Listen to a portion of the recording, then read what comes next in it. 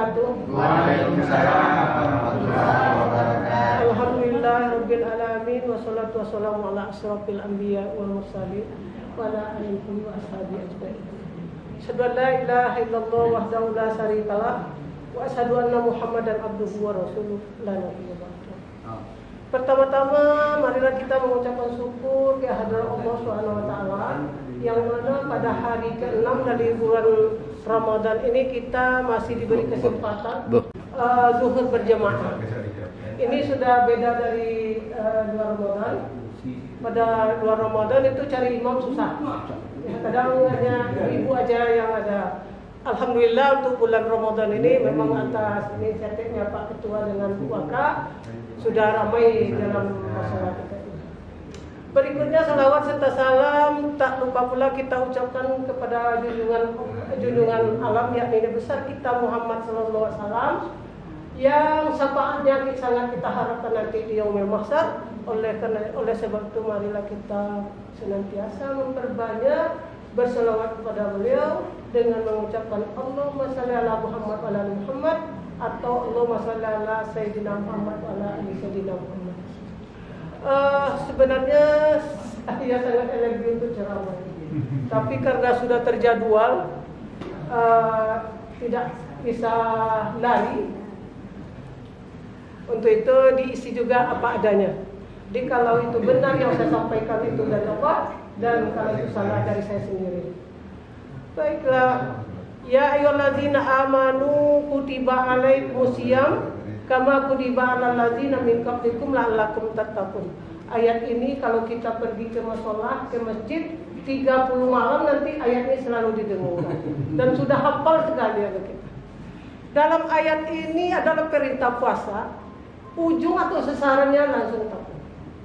La'allakum tattaqun, supaya kamu mendapat atau menjadi orang bertakwa.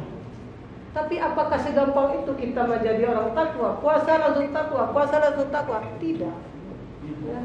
Karena takwa itu adalah predikat yang paling tinggi di sisi Allah. Nah, ada predikat lain itu yang paling tinggi adalah orang takwa.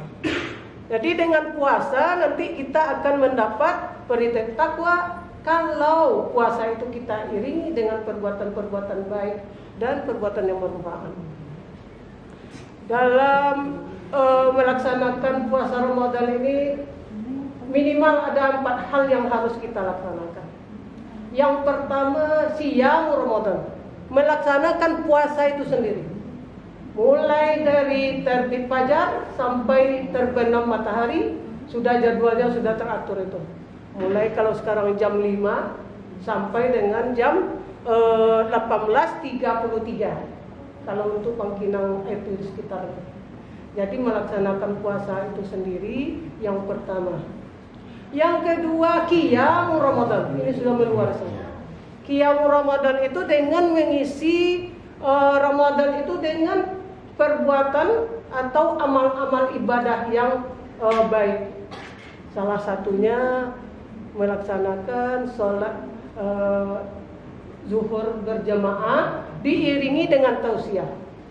Jangan melihat siapa yang mengantar tausiah. Yang jelas kalau benar nanti diambil. Yang jelas kita sudah duduk di sini untuk mendengar tausiah, itu sudah mengisi Ramadan, qiyam Ramadan. Yang berikutnya mengisi Ramadan itu adalah dengan berbagai ibadah lain. Kalau dulu kita belum pernah sholat duha, pada bulan Ramadan ini dikerjakanlah sholat duha minimal 2 rakaat. Kalau kata saya ahli 2 rakaat saja kita melaksanakan sholat duha, sudah ahli duha namanya itu. Jadi kalau bulan Ramadan kita tidak pernah atau belum atau jarang-jarang melakukan sholat duha, marilah pada bulan Ramadan ini kita melaksanakan sholat duha. Yang paling ciri khasnya Ramadan ini adalah sholat tarawih.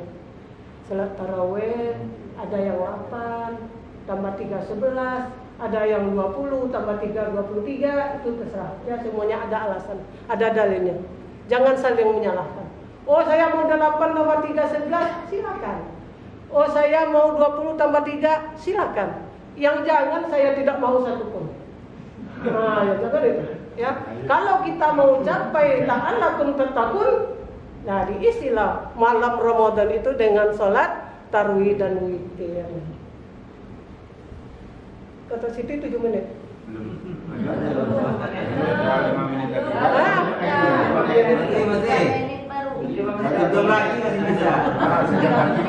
Yang ketiga diisi dengan jam 3, Bu.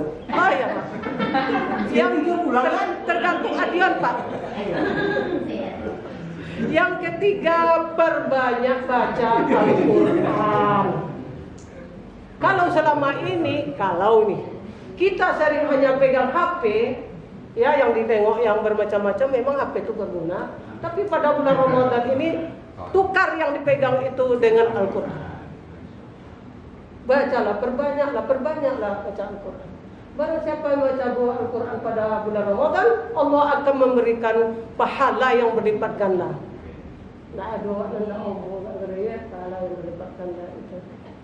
Kenapa? Al-Quran itu dengan baca Al-Quran kita akan mendapat syafaatnya pada 4 tempat.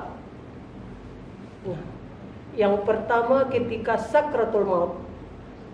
Ketika sakratul maut itu Al-Quran. Kalau kita sering membaca Al-Quran, sering memahami Al-Quran, sering menghafalkan Al-Quran, itu kita akan dapat syafaatnya ketika kita sakratul maut. Yang kedua, syafaatnya baca Al-Quran itu ketika kita masuk kubur. Kalau kita masuk kubur tuh awak sawang boleh. Nah, do bini nongontik nawak boleh. Nah, omong rumah nongontik nawak boleh. Anak sayang apapun sampai di hatinya nengoknya. Lapa kubur lah semua makna. Kalau nangis dua itu sudah tak lah. Ya, yang ikut sama kita adalah baca Al-Quran. Jadi melalui forum ini saya mengajak para jamaah semua, marilah perbanyak Al-Quran. Perbanyak baca Al-Quran. Baca Al-Quran. Yang ketiga, Al-Quran itu akan bermanfaat ketika kita hari berbangkit. Ya, diberangkat pada mahsyar itu nanti bacaan Quran itu akan muncul kepada kita. Nanti di padang mahsyar itu saking ini dibayangkan matahari itu seorang sejengkal. Itu yang bukan mataharinya, tetapi kapasitas panasnya. Sekarang ini berapa mil jauhnya dari kita, matahari itu sangat menyengat. Apalagi seolah-olah hanya sebentar di atas kita. Di sana Al-Quran juga akan membantu kita. Yang keempat, tempatnya Al-Quran membantu ketika kita akan dihitung mau masuk neraka atau surga. Ya, di sana juga akan dibantu oleh Al-Quran. Mari itu. Jadi ketika itu dalam surat Al-Qiyamah dijelaskan aula laka aula. Aula laka aula. Perkataan itu celakalah kamu dan celakalah. Itu diulang 4 kali. Tempatnya yang tadi.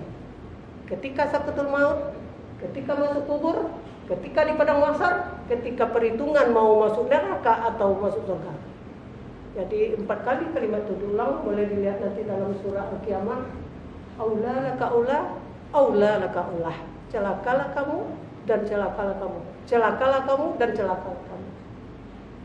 Dan nanti untuk itu saya ulang lagi, marilah kita berbanyak baca Al-Quran. Bukan hanya pada bulan Ramadan, tapi juga di luar Ramadan.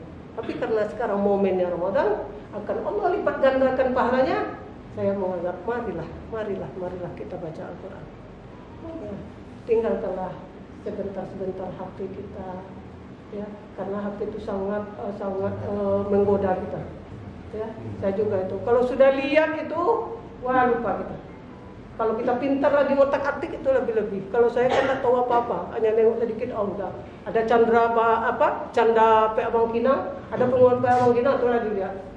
Kadang kelamaan tidak dilihat, sehingga ada orang tua teman meninggal tengah hari sudah diumumkan oleh Nur Baiti, saya baca baru jam 4. Jadi maaf ya Zuriati, kakak baru baca saya. Itulah contohnya ya. Yang berapa lagi? Yang keempat ya, yang harus diisi di dalam bulan Ramadan ini adalah perbanyak bersedekah, infak. Kalau kita kadang berzakat, ya banyak itu. Itu infak sedekah itu tidak perlu banyak, tidak perlu melihat orang. Woi, orang banyak 1 juta, saya 100 bisa, tidak apa. Allah melihat bukan dari banyaknya, tetapi dilihat dari ikhlasnya itu. Ya. Kalau banyak pun, saya 1 juta, ingatnya biar dengar yang itu. Saya 10 juta biar dengar oleh tetangga. Tak ada.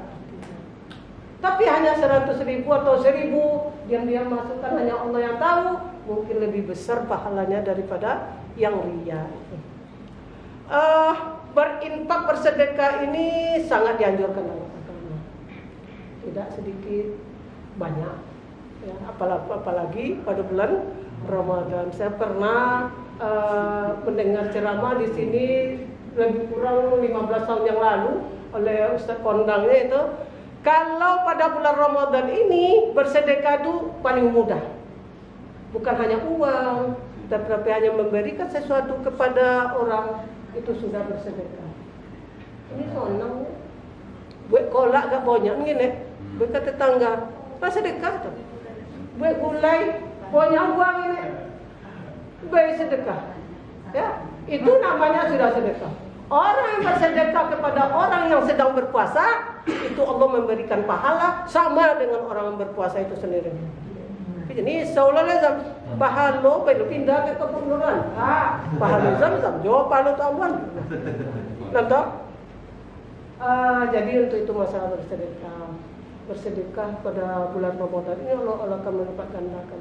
Sedangkan tidak pada bulan Ramadan, Allah juga menyebutkan orang yang bersedekah pada jalan Allah itu tak ubahnya seperti menanam sebuah biji, 1 biji tumbuh 7, 1 7 itu bertumbuh 100, jadi 700 ya. Kalau awak bersedekah 1 juta, tumbuh 7 juta, sudah itu tumbuh 70 juta secik tangkai. Kalau seandainya 1 pohon itu tumbuh sekarang 7 pohon, itu akan jadi situasi kini Pak akan viral.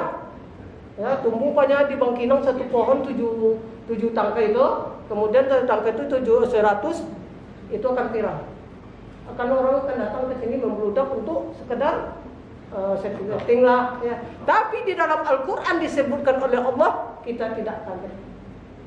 Tak kata congong, tentunya bukankah setengah itu tak ini. Jadi seperti itu. Kalau bulan Ramadan akan ditingkatkan oleh Allah daripada itu. Bagaimana dahsyatnya kemauan kita untuk bersedekah itu, mungkin kita pada baca-baca di YouTube. Kalau seandainya orang meninggal itu ditanya, kalau mau dihidupkan lagi untuk apa katanya? Tidak untuk haji, bukan untuk umrah, bukan untuk sholat, tetapi adalah untuk bersedekah. Itulah keinginan kita untuk bersedekah. Karena sedekah itu sangat membantu, juga termasuk membantu gelapnya kubur nanti, itu dengan bersedekah.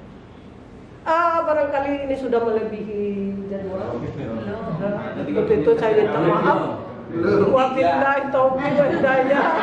Wassalamualaikum warahmatullahi wabarakatuh.